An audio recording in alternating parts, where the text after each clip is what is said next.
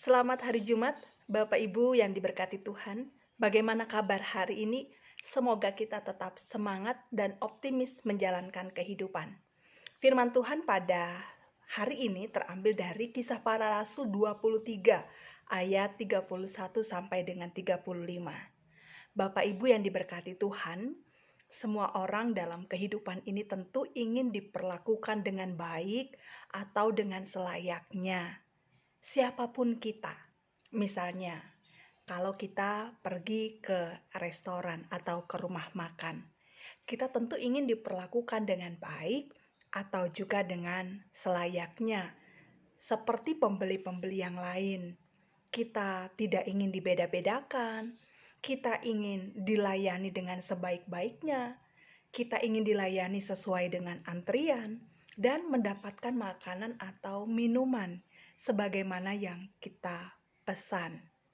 Bapak Ibu yang dikasihi Tuhan, intinya setiap orang tentu ingin diperlakukan dengan baik, selayaknya oleh orang lain, sebagaimana hal yang sama pun tentunya harus diberlakukan kepada orang lain. Saudaraku diperlakukan dengan selayaknya, diperlakukan dengan baik. Ini juga yang diterima oleh Rasul Paulus ketika ia sudah ada di hadapan Felix, wali negeri yang posisinya pada saat itu ada di Kaisarea. Meskipun pada saat itu status Paulus adalah seorang tawanan atau seorang tahanan, tetapi ia tetap mendapatkan perlakuan yang selayaknya sebagai manusia. Saudaraku, adapun kronologi mengapa Paulus harus sampai dibawa ke hadapan Felix, kita bisa lihat dalam teks kita itu di ayatnya yang ke-30 gitu ya. Kenapa harus dibawa kepada Felix? Karena Felix adalah orang yang tepat untuk mengurus persoalan atau perkara yang sedang digumulkan oleh Paulus, sekaligus mengambil keputusan yang tepat tentang perkara yang sedang dihadapi oleh Paulus. Adapun kita tahu bersama bahwa dalam teks sebelumnya atau dalam pasal atau ayat sebelumnya kita melihat bagaimana Paulus sedang diperhadapkan pada konspirasi yang dilakukan atau yang direncanakan oleh orang-orang Yahudi untuk membunuh Paulus. Jadi Paulus ini mau dibunuh. Mereka itu sangat benci sekali dengan Paulus karena Paulus memberitakan Injil Kristus.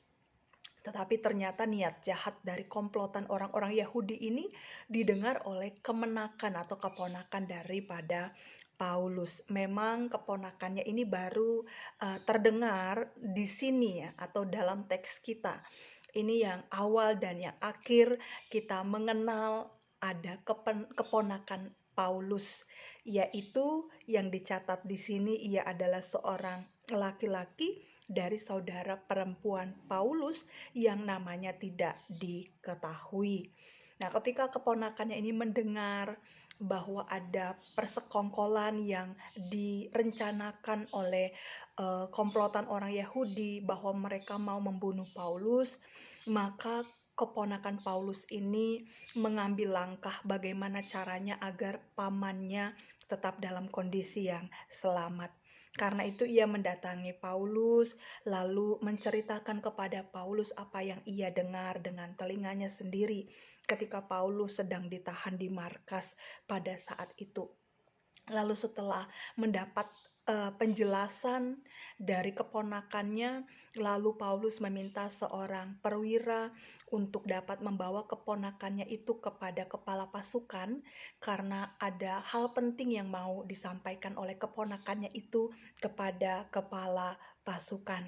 Dan singkat cerita, sampailah keponakan Paulus ini kepada kepala pasukan, lalu ia menceritakan secara detail dan seksama apa yang ia dengar, yaitu rencana membunuh Paulus yang akan dilakukan oleh komplotan orang-orang Yahudi.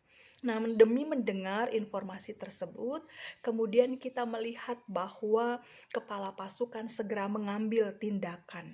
Bagaimana caranya sesegera mungkin mengirim Paulus kepada Felix. Dan ketika Paulus dalam perjalanan ke Kaisarea, dia disertai dengan sebuah surat yang ditulis oleh kepala pasukan kepada Felix yang menjelaskan akan dua hal, bahwa yang pertama, Paulus itu adalah warga negara Romawi. Nah, hal ini dijelaskan dengan harapan agar wali negeri itu dapat memperlakukan Paulus dengan selayaknya, dan juga jangan memandang Paulus itu sebagai seorang penjahat kelas kakap begitu ya, karena penahanannya itu tidak berkaitan dengan pemberontakan yang dilakukan oleh Paulus. Nah, sehingga Felix mau menghadapi atau menanggapi secara serius apa yang sedang menjadi persoalan Paulus.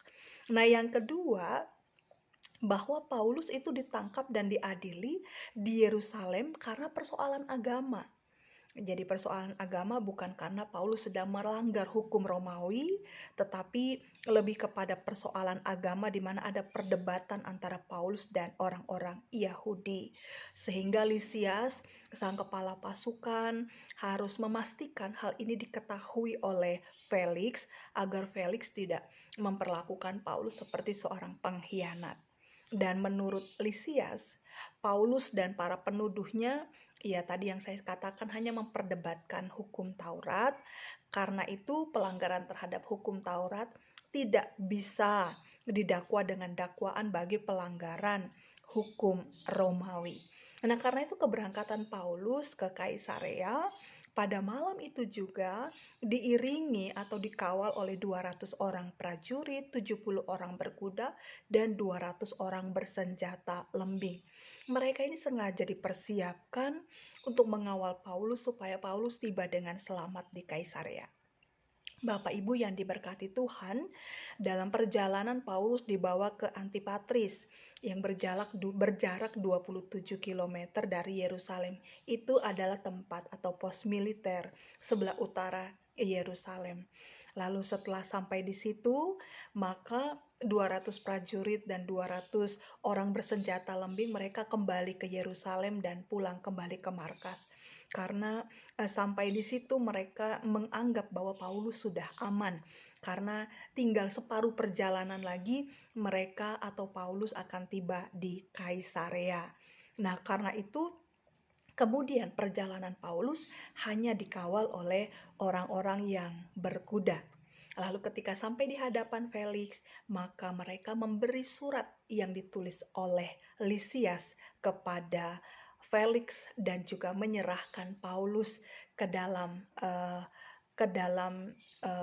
kepada Felix sebagai tahanan atau tawanan daripada Felix. Nah, Bapak Ibu Saudara, setelah membaca surat tersebut, dikatakan bahwa wali negeri kemudian menanyakan kepada Paulus, "Kamu itu berasal dari provinsi apa atau dari mana?" Dan Paulus menjawab bahwa ia berasal dari Kilikia, sebuah provinsi Romawi yang ada di Asia Kecil. Setelah mendengar hal tersebut, Felix berjanji bahwa ia akan memeriksa perkara Paulus kalau atau ketika para penuduhnya, para pendakwanya itu tiba di hadapan Felix di Kaisarea. Dan sementara menunggu, di sini kita juga melihat bagaimana Paulus diperlakukan dengan selayaknya. Ia ditawan sebagai tawanan di istana Herodes, di mana istana ini pada zaman Paulus dipakai atau digunakan sebagai tempat tinggal para wali negeri Romawi di Palestina. Istana yang sangat besar, sangat mewah, dan dapat menampung ratusan tamu. Jadi di sini kita bisa melihat meskipun posisi Paulus, status Paulus adalah seorang tahanan, tetapi dia mendapatkan perlakuan yang selayaknya. Tidak seperti orang-orang Yahudi, alih-alih memperlakukan Paulus dengan selayaknya, mereka justru berencana untuk membunuh Paulus karena Paulus memberitakan kabar baik. Bapak Ibu yang diberkati Tuhan, sebagaimana Paulus diperlakukan dengan selayaknya, baik oleh kepala pasukan, perwira, bahkan Felix, pemimpin pada saat itu. Nah, tentu kita pun rindu atau ingin diperlakukan dengan selayaknya, dengan baik oleh orang lain. Karena itu kita diajar dan belajar untuk mari kita melatih diri kita dan membiasakan diri kita juga untuk mau dan mampu memperlakukan sesama kita dengan selayaknya, memperlakukan sesama kita dengan baik. Jangan berlakukan tebang pilih yang cocok, yang seide, atau misalnya yang sehati sepikir, yang sejalan dengan saya baru saya perlakukan dengan baik. Sementara yang berseberangan pemahaman dan berseberangan ide dengan saya, kita perlakukan tidak baik. Kita kucilkan, kita singkirkan, dan seterusnya. Juga jangan karena status sosial, karena latar belakang pendidikan, kita membedakan perlakuan kita dengan sesama kita. Yang kita anggap penting, maka kita perlakukan dengan selayaknya dengan baik. Yang tidak kita anggap penting, ya masa bodoh atau bodoh amat. Nah, karena itu kita belajarlah dari kepala pasukan, dari wali negeri, bagaimana cara memperlakukan sesama dengan baik atau dengan selayaknya.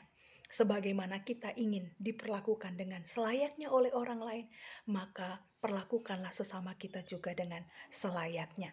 Sebagaimana nas Alkitab dalam Matius 7 ayat 12 yang berbunyi, segala sesuatu yang kamu kehendaki supaya orang perbuat kepadamu, perbuatlah demikian juga kepada mereka. Amin.